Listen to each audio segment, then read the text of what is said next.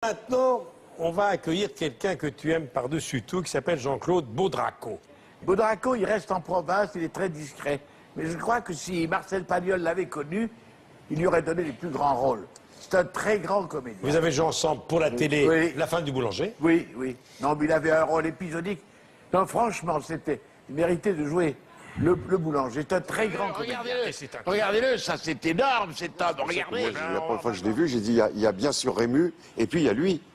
Parce que, entre nous, les Parisiens qui font Pagnol, c'est pas possible. Moi, quand je parle comme ça, je sais pas bien. Je crois que je parle Il est vrai que quand tu es là, tu travailles avec un tel dégoût, tu es triste là, tu es pâle. On te dirait un anti-alcoolique. Je suis peut-être neurasthénique. Qui? Toi? Et pourquoi pas? Ouais, mais où tu l'auras attrapé, ça? Hop, ça vient comme ça. Hop. Ouais, n'essaye pas de monter le coup à ton père, hein. Tiens, et toi, va vendre tes clovis sur le badé, là. Fais chez moi le camp de là, va. La vérité, c'est que tu es mou et paresseux. Oui, mou et paresseux, Tess. Tu es tout le portrait de ton oncle Émile. À celui-là, il passait jamais au soleil parce que ça le fatiguait de traîner son ombre.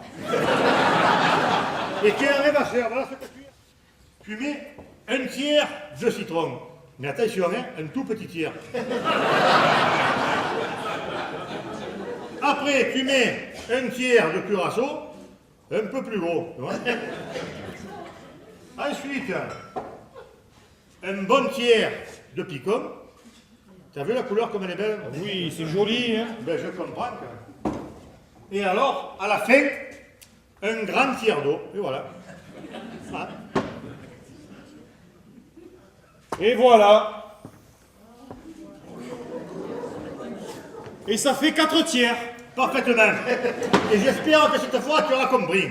Non, mais dans un verre, on ne peut mettre que 3 tiers. Mais imbécile, mais ça dépend de la grosseur des tiers. Mais non, ça dépend pas. Même dans un arrosoir. Dans un arrosoir, on ne peut mettre que 3 tiers. Ah ouais? Alors explique-moi comment j'ai réussi à en faire rentrer 4 dans ce verre. Hein? Ah, mais ça, c'est de l'arithmétique. L'arithmétique? Ah, quand on ne sait pas quoi répondre, on détourne la conversation, hein? L'arithmétique. Et la dernière goutte, c'est de l'arithmétique, ça? Quelle dernière goutte? La goutte que tu laisses toujours couler sur le boulot de la bouteille. Ça, c'est pareil, je te l'ai déjà dit 100 fois. Quand tu verses, tu fais un quart de tour, et hop, avec le bouchon, tu remets la goutte dans le boulot de la bouteille. Tandis que toi, monsieur Marius, tu fais ça en amateur. Alors, qu'est-ce qui se passe? La goutte, elle coule sur l'étiquette. Voilà pourquoi, à la longue, les bouteilles, avec toi, elles sont plus faciles à prendre qu'à lâcher. Tu ris, toi? Mais toi aussi, tu ris. Non, mais moi, je ris de ma patience, c'est pas pareil. Ah bon? Ouais, de ma patience, voilà. Eh ben, pardon. Voilà, tiens, un petit plaisir. Enfin, je sors.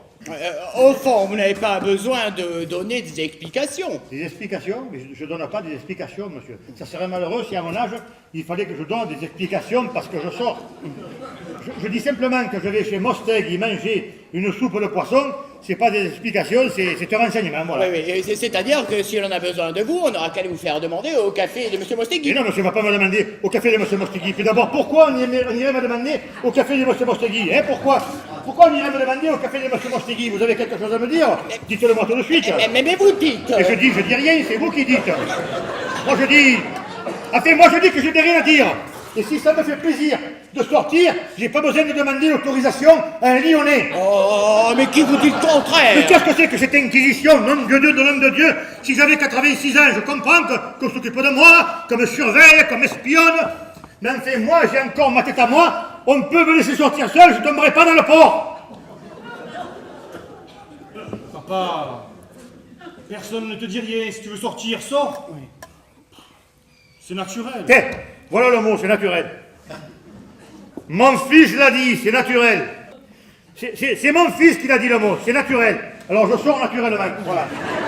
Et c'est toujours ceux qui ne devraient rien dire qui se mettent au milieu des choses qui ne regardent pas. Et ça, c'est de la suspicion. Quoi, qu'est-ce qu'il y a? Je te dis que j'ai de la suspicion, voilà. Et moi, je ne veux pas me faire suspicionner par un Lyonnais.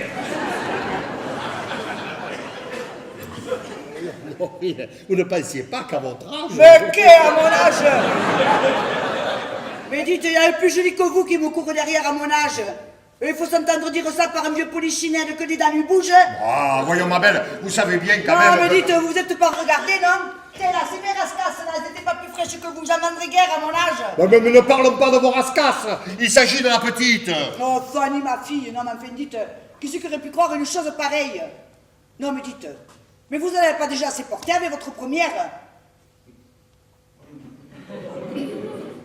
Comment ça, assez porté?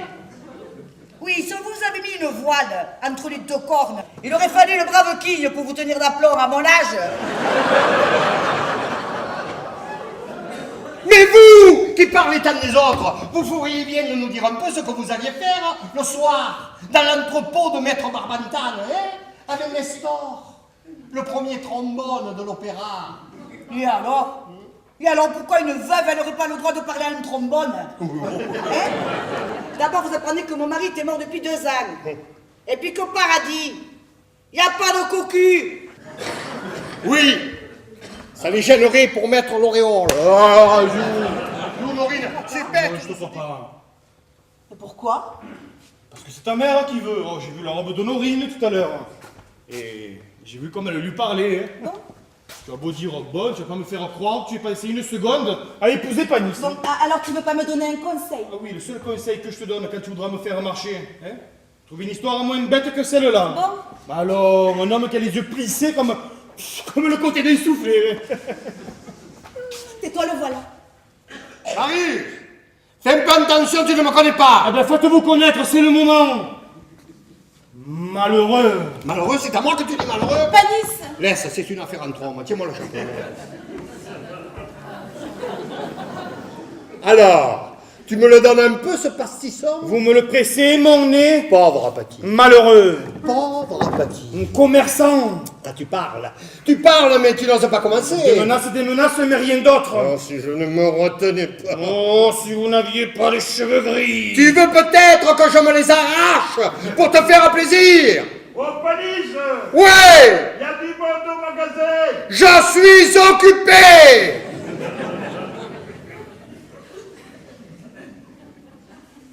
Et pourquoi tu as pu remettre les pieds chez moi? Parce que ton fils est un grossier. Parce que mon fils est un grossier. Ah ouais, un véritable grossier. Avouez! Et la première fois que je le rencontre, ce sera mon pied dans le derrière. Avouez! T'as pas de ouais. Tu peux remarquer qu'aujourd'hui, je porte pas les espadrilles. Aujourd'hui, j'ai mis les souliers. Et c'est à moi que tu viens de dire ça, dis! C'est à toi. Écoute, Panis, si tu le touches à Marius, je t'enflanque un mois de coup de pied au derrière. Je te fais claquer les dents, et voilà. Ça, c'est à voir. Mais si tu touches Marius, Panis, tu vas le regretter 6 mois à l'hôpital. Tu sais, César, tu ne me fais pas peur. Ouais, mais si tu frôles un des cheveux de la tête de Marius, c'est pas à l'hôpital que tu te réveilles, c'est demain matin au cimetière, tiens. J'en ai assommé le plus grand que toi. Ah ouais, ben c'est une vierge, c'est un meurtre, mais c'est lui qui l'aura voulu. Adieu, Panis. Adieu, César. Hein? Ouais? Mais boussé. Pourquoi? Oh.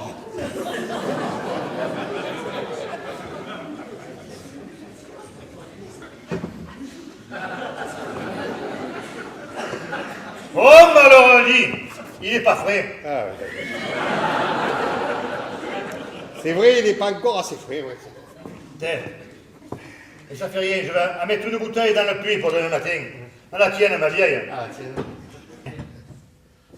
Non, ça, je veux pas qu'il sache que je suis venu, mais surtout pas. Hein. Bon, si t'as entendu, je veux dire, sur la manière, il faudra pas qu'elle y parle de Panis, alors. Hein. Pourquoi lui parlerait de Panis? Ouais, parce que vous, si vous connaissez les hommes, moi, je connais les femmes. Après, quand ils seront mariés, à la moindre dispute, elle dira, et ils diront qu'à cause de toi, j'ai refusé Panis, l'homme qui avait des 100 000 francs, et maintenant je serai riche, et j'aurai le bateau, et j'aurai l'automobile, et j'aurai la maison, et j'aurai la bonne, etc., etc. Et elle le fera mourir à coup de Panis. Ah, je le connais, le refrain. Hein. Je le connais, le refrain.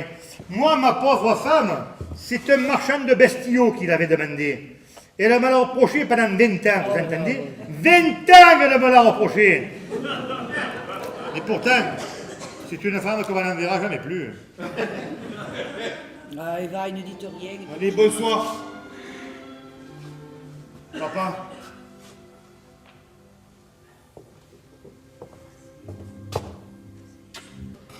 Bonsoir, mon fils. Et puis tu sais, des fois je dis que tu m'empoisonnes l'existence, mais c'est pas vrai.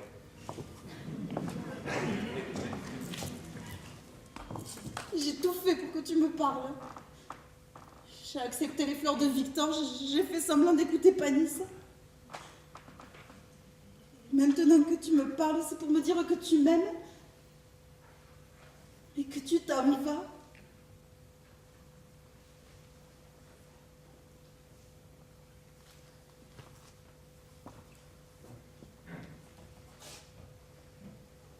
Tu m'aimes tant que ça? Plus que ça.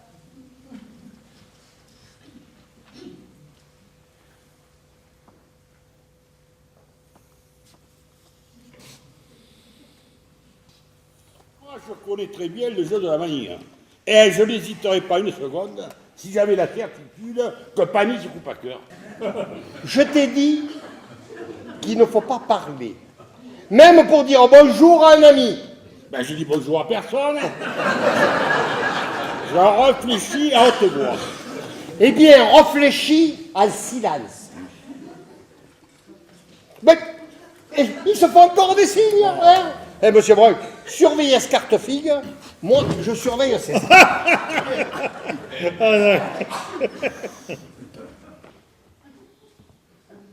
Oh. Tu te rends compte comme c'est humiliant ce que tu me fais là? Hein, tu me surveilles comme si j'étais un tricheur. Tu me fais ça à moi, un camarade d'enfance à toi, je te remercie. Hein. Alors, César, je t'ai fait de la peine. Non, tu me fais plaisir. Tu me surveilles comme si j'étais un scélérat, là, un bandit de grand chemin. Ouais. Tu me fans le cœur, hein? Alors, César.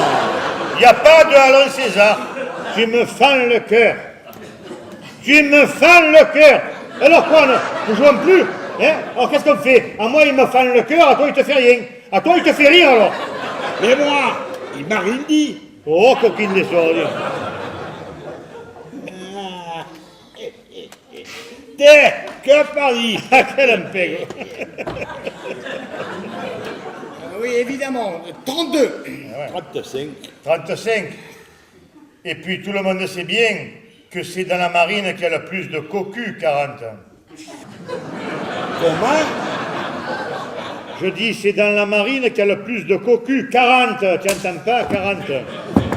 À pic. Oh, qu'est-ce qu'il y a? Tu as froid, tu mets la veste? Qu'est-ce que vous y avez fait, monsieur Brun? Ah, moi, je n'ai pas bougé. Ah, c'est parce que j'ai dit c'est dans la marine. Oh, je t'ai fait de la peine. Eh bien, je te demande pardon. Et à qui tu demandes pardon? Au marin ou au cocu? À tous les deux. Et tu crois qu'il suffit de s'excuser en souriant? Ah, voyons, Félix, ne te fâche pas. Je te reproche pas d'être cocu, parce qu'en somme, je sais bien que c'est pas de ta faute. Et puis, tout le monde le sait que tu es cocu. C'est pas un mystère, ça. Monsieur Brun ne le savait pas. Et c'est lui qui me l'a dit. Oh. Et puis, quand on parle d'un cocu à Marseille, on va pas dire monsieur Escartefigue, quand même. Et bien que je sois cocu, c'est pas impossible. Et ça n'a d'ailleurs aucune importance. Moi, tu peux m'injurier, mais ce qu'agacer la réputation, je m'en fous. Mais je te défends d'insulter la marine française. Voyons, Félix, écoute. Et après la phrase que tu viens de dire, je ne peux plus faire la partie avec toi. Voyons, Félix, écoute. Je n'écoute rien. Je me présenterai ici demain matin pour recevoir tes excuses. Bonsoir, monsieur Brun. Ah, allons, capitaine. N'hésitez pas. Bon, tu veux des excuses, bébé, je te les fais tout de suite. Hein. Ah non, non.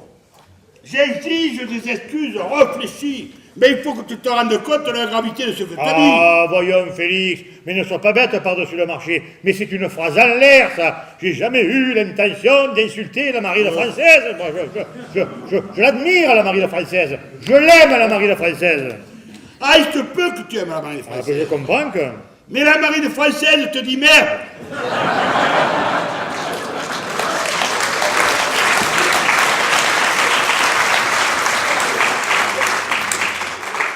Qu'est-ce qu'il a voulu dire par là? Alors, si tu vois, Fanny parle lien. Et parle lien le plus tôt possible. Et insiste le plus que tu pourras. Et toi, tu ferais mieux de te rappeler de l'histoire de la petite Zoé, qui n'était pas plus malhonnête qu'une autre. Pourquoi tu me parles de cette histoire? Je la connais même pas. Tu la connais pas? Elle n'est pas drôle, tu sais. Zoé, c'était une petite fille très jolie et très coquette, et qui ne pensait pas en mal. Elle travaillait à la fabrique d'allumettes, là. Je la revois encore quand elle passait, là, toute bravette, sous son grand chapeau de paille. Elle avait une espèce de charme. Tous les hommes la regardaient, elle souriait à tous, mais elle restait sage comme une image. Un jour, ça lui a pris pour un matelot espagnol. Elle a cru qu'il se marierait et qu'il ne repartirait plus. Alors ils se sont donné un peu d'avance. Mais un beau soir, il est parti. Il a abandonné? Il a abandonné. Alors Zoé, qu'est-ce que tu veux, mon petit? Quand un homme les a trompés, ça les dégoûte de notre nature.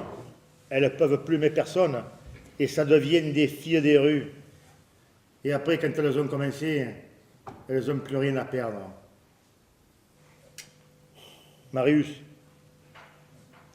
l'honneur, c'est comme les allumettes, ça ne sert qu'une fois.